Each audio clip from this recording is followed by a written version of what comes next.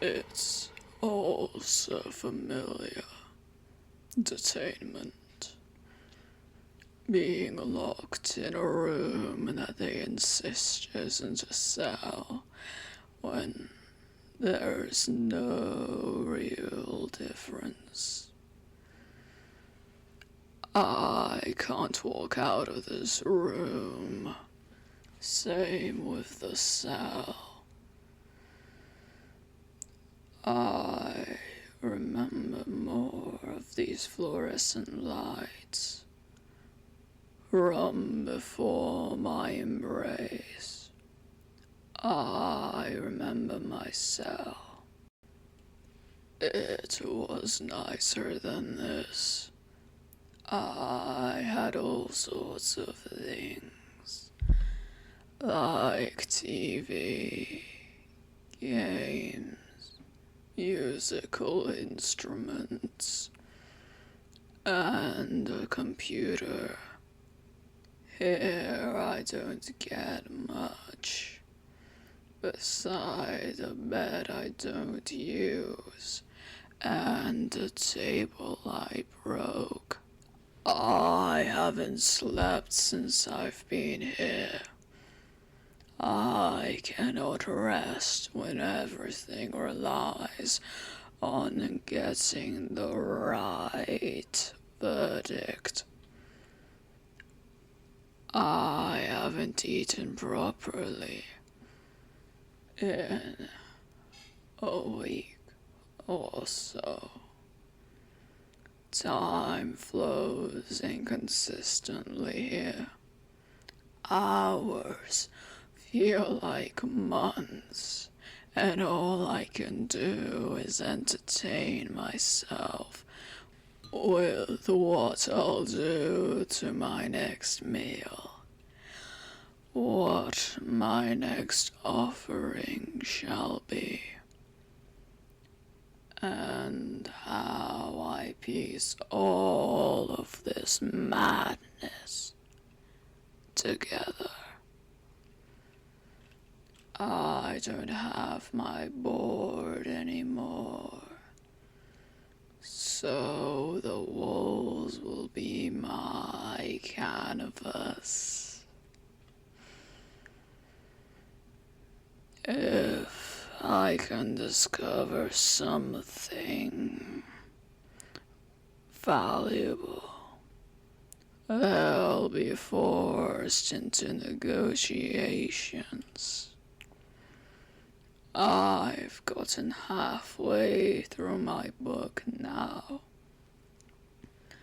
I've read all of the Malkavian chapters. They were the largest chapters of the book and took up half of the book. So many pages were dedicated to uncovering the roots of madness and finding its cure. To no avail. All of these detailed experiments to discover that, much like Samisha, Malkav lives through his sons, connecting them together through his blood. It is through his will that they can see what they see, be it the future, hallucinations, or even people's thoughts. Nothing can cure something so strongly imprinted.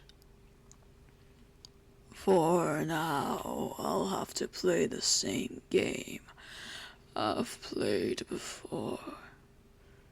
I know innocence is off the table, but an insanity plea most certainly is not. I don't even need to act. I just need to stop holding back.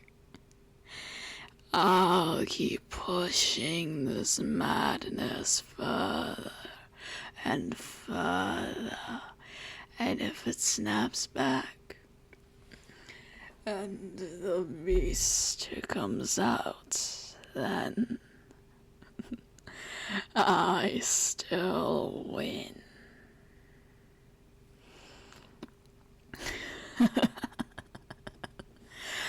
I've always liked watching plays, movies and shows with my mother. Well, now it's time for a show. As this man walks in, he must be a doctor of sorts. He's not the interrogative type. I've never liked them. They're annoying and always talking about feelings, as if I'm interested, trying to make me weak and submissive to fit in their sorry system, when I'd easily come out on top in the real world. He introduces himself as Dr. Axel and offers me the closest thing to seeing Sienna. Everything has healed, but Sleeping Beauty is still waiting for a prince to wake her. My head, who is he? He's everywhere. He's father. He gave me this book to help with my gifts. If these are my gifts, then that means no. There's another reason. It must be a past life I'm reliving. Which one? I'm a heretic. My father is the Prince of Paradise. Hitherto I'm a Malkavian, so the embrace and the Setites were a part of my past life, hence the condition as they clash. Due to the malignant forces of a tampering mage, yes, that sound.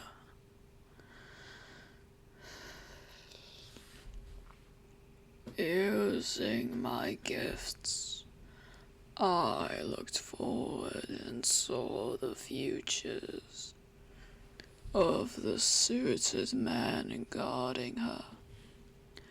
They will see their leader be killed by the very woman they are protecting, as the rest stand and watch. It's strange, Sienna smiling. She would never act that way. Even if it's someone she detests, she'd never be so. Much like me. Her future was even more peculiar. It began with her standing in a warehouse with a sword drawn. Speaking of putting the genie back in the bottle and starting from zero.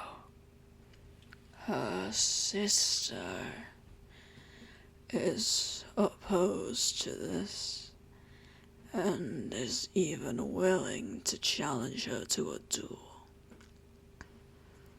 She knows she'll lose. Sienna is unbothered. She wouldn't act this way. She spoke to me with so much sorrow of losing her family. Yet here she is, willing to slay her sister. I can only conclude that my Sienna will not be the same. Something inside was broken in Cairo, beyond repair most likely, changing her into something antithetical. Only I know this.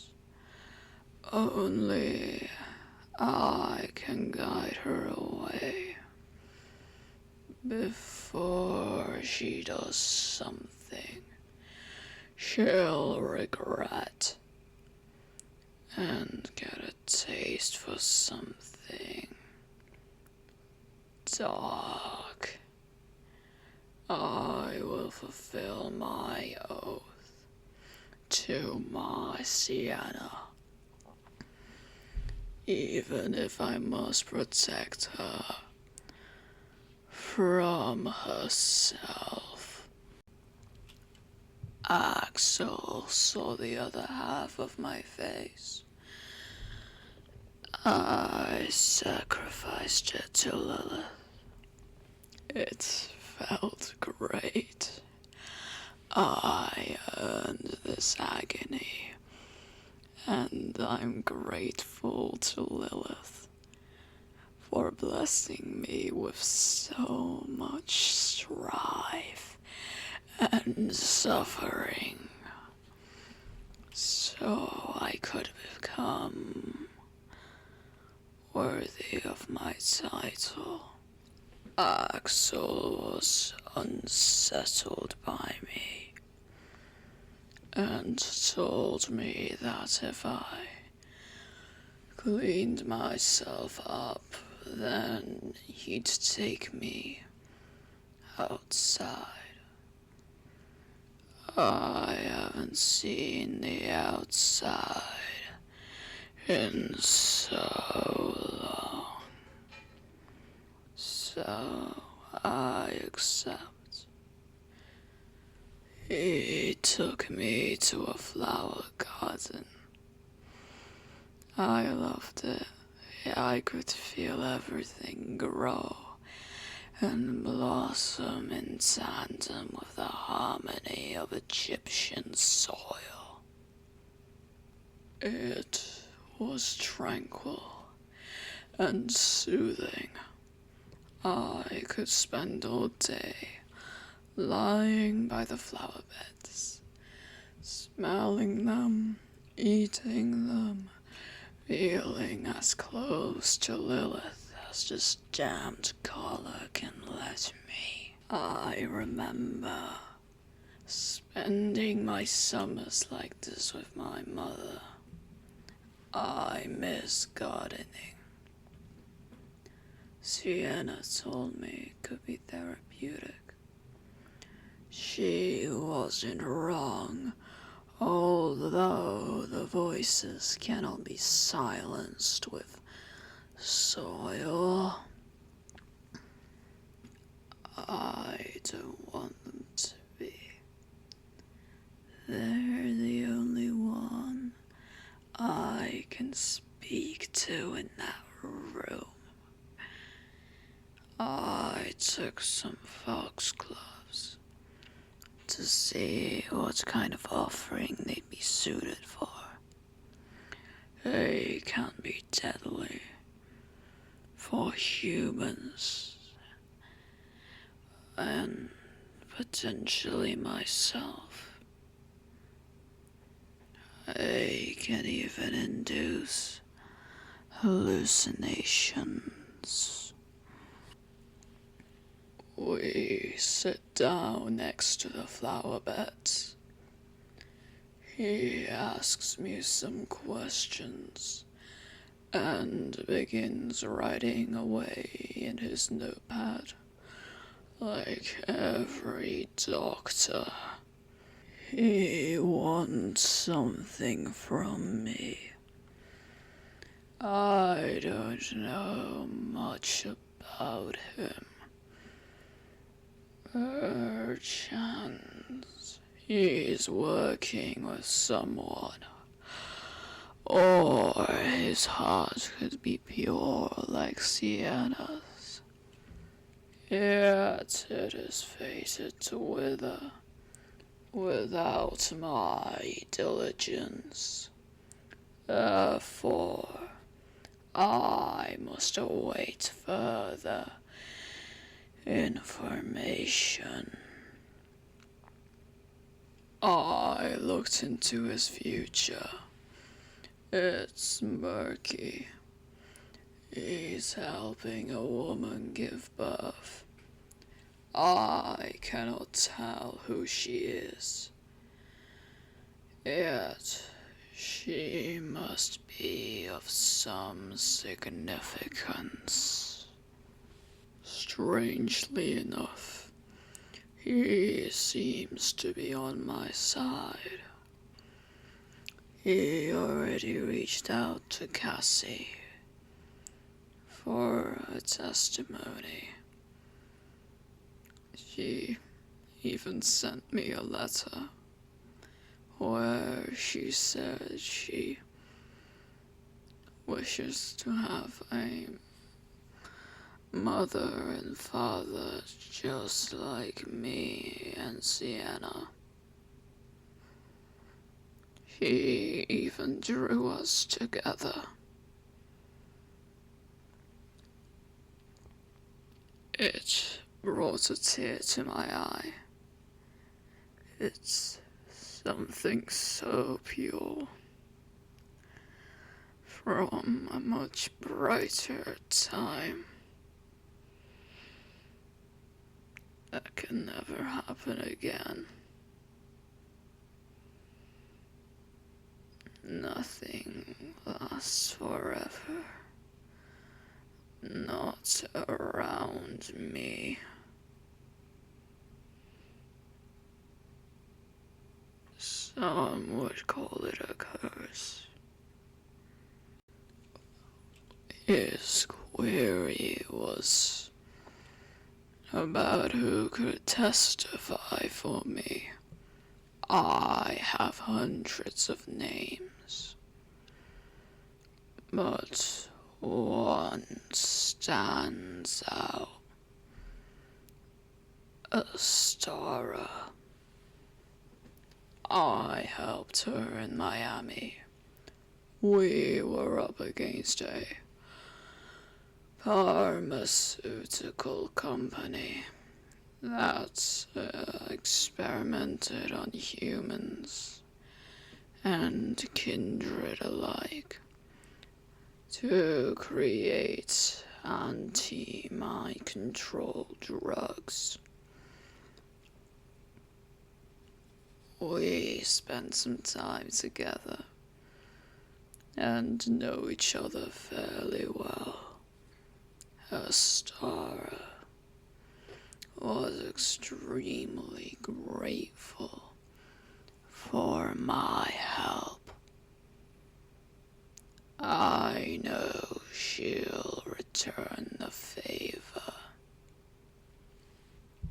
Once finished with his questions, he offered to take me to the cafeteria and asked me what I desired. I requested a cheese stick. I haven't eaten much. I wasn't planning to anyway. I just wanted to keep it. It's like a piece of her is still with me. He says it's for those who feel homesick. But I have no home.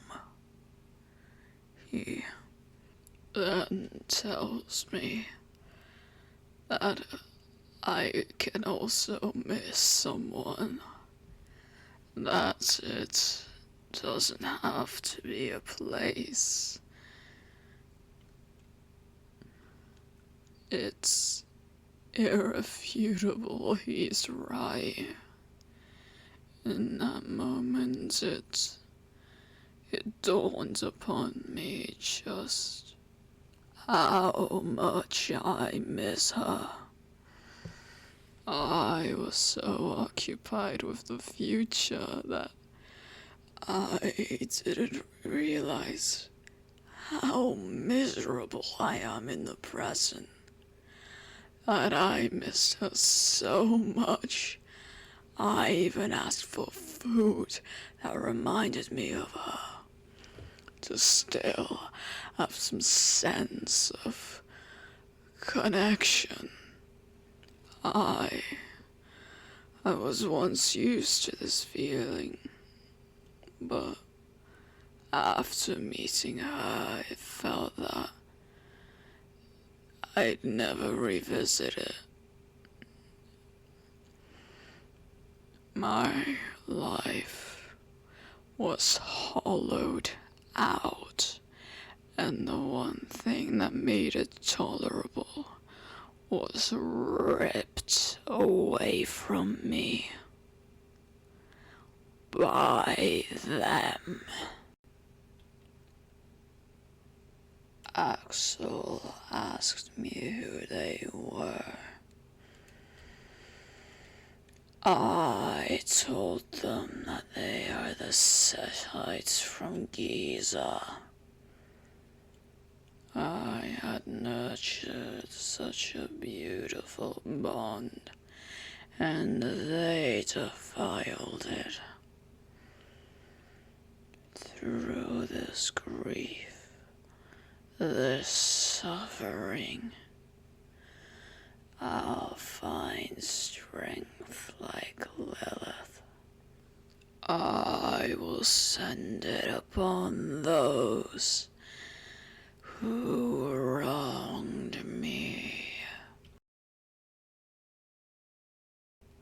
Axel tries to comfort me by bringing me to the cafeteria, where I meet Levi. I've never seen a vampire like him. He's strange and sets others on fire. I'd say it's some manifestation of faith or a curse. Levi is a Christian preacher. All subjects are equal beneath me. Yet I harbor a distaste for Christianity. It's been the justification for so much of my people's bloodshed by the hunters. Furthermore, I am a Bahari, and we do not take to Christianity all that well. To further sour me on him, he called me Mask. Why do they keep doing so? I am the Corpse King. I've been so for years. Only recently have I been given a name by Sienna to use among friends. They are not my friends. They are my captors. They have no right to use that name. I used my gifts and saw Levi standing in a church preaching. As the doors open and men with guns break the doors down, there is a tall, bold black man who says he's a warden and wants to arrest them. I warn them of this in the present. They seem grateful. Later on, a vampire's satellite, due to Levi's bizarre body. I rushed to pat it down. I would have healed it had that collar not existed. Axel gives me a present. It's a lighter and a wax carving kit, so that I may carve out a little statue for worship. He also offers me dream therapy.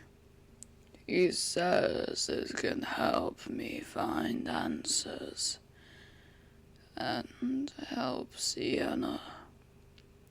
It's a drug trip.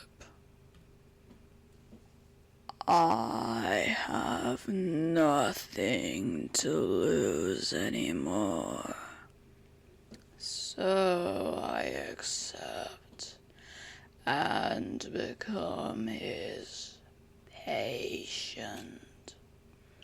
Furthermore, he guides me to a new room and even offers me some clothes.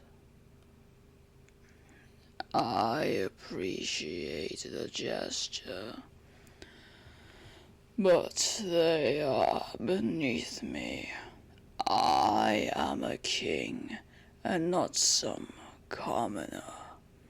The new room is bigger and better. I look into my own future and see that I was pushed to all of my limits, surrounded by a burning city and fallen ashes. Among me were my allies, also fallen. Arlo is against the wall with his entrails out. Adam got his face ripped off, and Bartholomew is crucified. A tall, muscular, and unknown man is holding Sienna up by the throat in the night and rain. People are screaming. The back of my head is pulled up, and the blade is against my throat. And it ends. There seems to be only darkness in my future and in my present. I had been foolish to think that this life could improve, that I could be in a state of prolonged joy. I deserve this pain. I need it so that I become stronger, so that I can be ready to shield the innocent from catastrophe, so that I can protect what isn't fully lost, so that I can fulfill my duty.